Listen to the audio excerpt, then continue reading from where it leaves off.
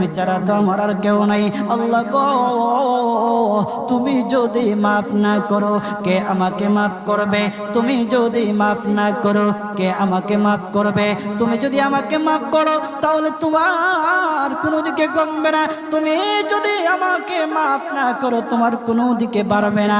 আল্লাহ গো, তুমি আমাকে মাফ করে দাও। সারাটা জীবন অন্যায় কাজ করেছি, সারাটা জীবন নাফরমানি করেছি, আমার কাছে কালেমার দাওয়াত কম আসে নাই, আমার কাছে কালেমার দাওয়াত কম আসে নাই, আমাকে লোকেরা কম বোঝায় নাই। ওগো আল্লাহ, তুমি আমাকে মাফ করে দাও। মাফ না করলে কোথায় যাব, কার কাছে যাব? বাবা যখন মারে তখন মার কাছে আশ্রয় নেওয়া যায়, মা যখন প্রহার করে তখন বাবার কাছে আশ্রয় নেওয়া যায়, বাবা মা যখন প্রহার করে তখন দুনিয়ার কারো না কারো কাছে আশ্রয় নেওয়া যায়। ওগো